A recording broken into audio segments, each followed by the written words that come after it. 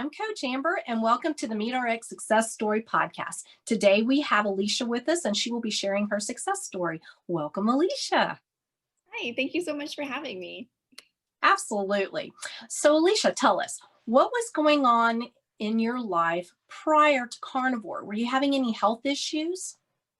Yeah, so before this way of eating, my diet wasn't great, and I would go back and forth between what I thought to be healthy. So, fruit smoothies and low fat snacks, minimal amounts of red meats, healthy grains, whatever, to eating junk food because I frankly was frustrated. What's the point of eating all of this healthy food when it just makes me sad and I'm not seeing results anyway? So I would go from that to inevitably gaining weight because I wasn't eating well, and then move into the next popular crash diet. So whether it be the cabbage soup diet or the lemon cayenne cleanse, a juice fast, because I was unhappy about how I looked and I wanted a quick fix.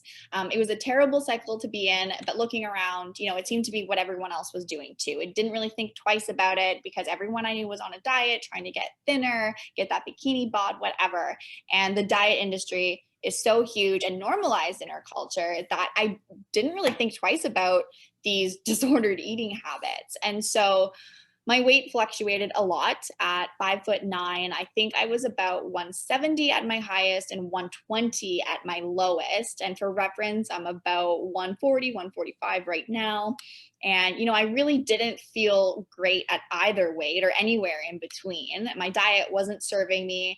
I was tired, I was bloated, I was irritable, and I was depressed. And, my hair was dry and brittle, my nails similar, my skin was dull. And I had sort of just conceded to the fact that that was just how I was going to be. That's how my life was going to look like. And just kind of, spending all my time dieting and not really seeing any results from that.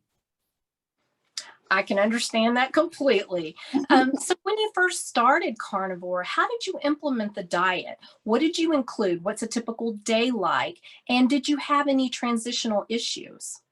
Right. So about 4 years ago, I was introduced to the Banting diet by my parents, and they came down to visit and they told me all about it. They were, eating so much bacon and eggs and they were losing weight. And as someone who had struggled with, my self-image for a long time, my ears immediately perked up, and it sounded too good to be true. But if I had, survived or tried surviving on a juice cleanse, I could certainly try out a low carb diet. So it was really weird at first.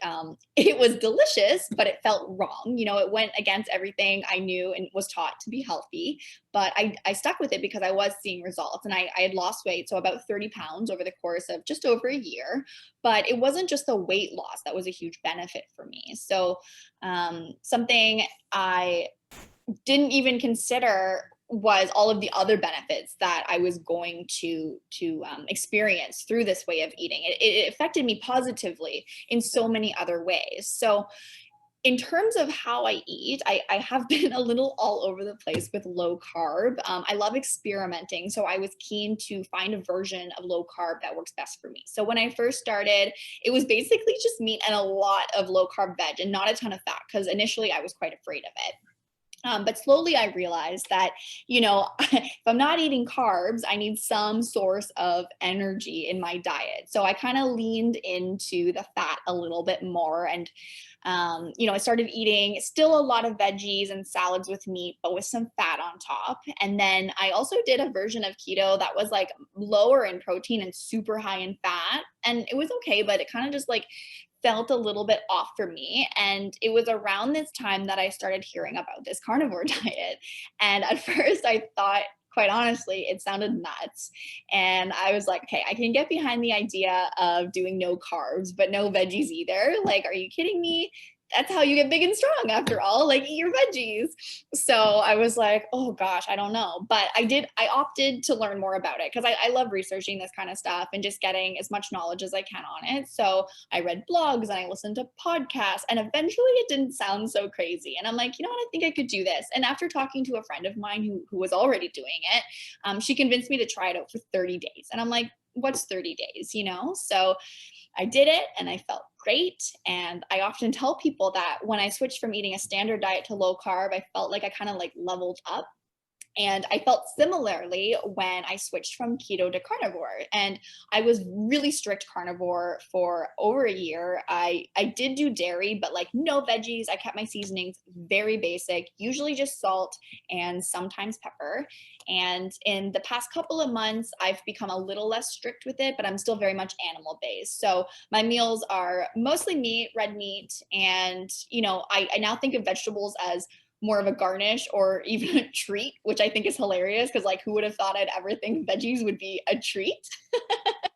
And then in terms of difficulty, like, there were some digestive issues at first that I encountered, which I think is pretty common. But after getting past that initially, it's been smooth sailing. I would say my biggest challenge would just be like the judgment from others. So, everyone's a nutritionist these days, apparently. And even though my parents had initially introduced me to the Banting diet, even they were wary of this way of eating and about my lack of vegetables and getting scurvy or whatever. So they were, supportive while not being supportive in a way. And, at work and people kind of being like, you're eating like a container of ground beef.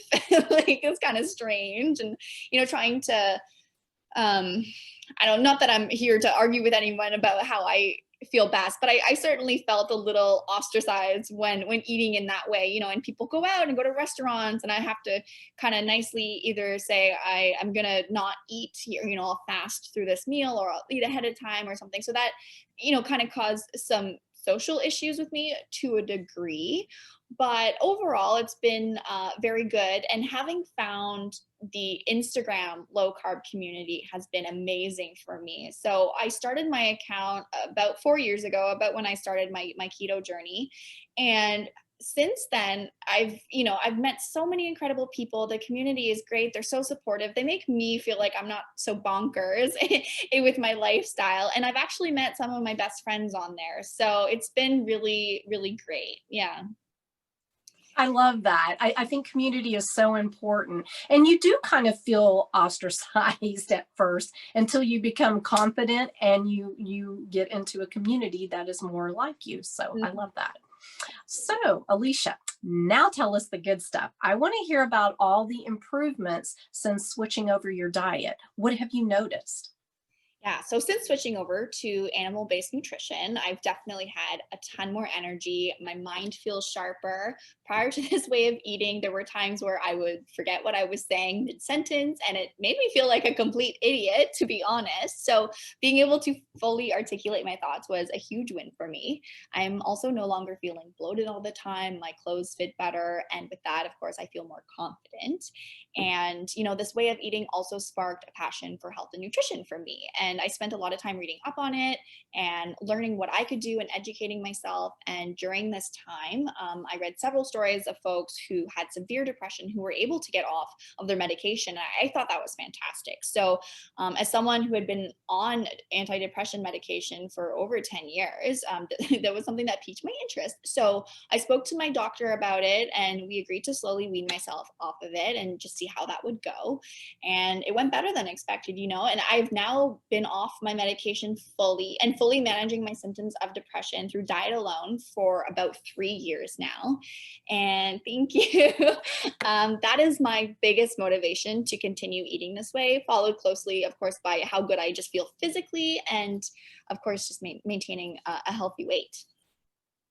That's great. I love hearing stories like this. And Alysha, thank you so much for coming on the podcast and sharing your story. I think it's so important for others to hear these kind of stories, to know that maybe they have, something different they can try when all else has failed, right? Yes, absolutely. And thank you Thanks again again. for having Oh, me. absolutely. And thanks, Alysha. You have a wonderful day. You too. Take care. Bye.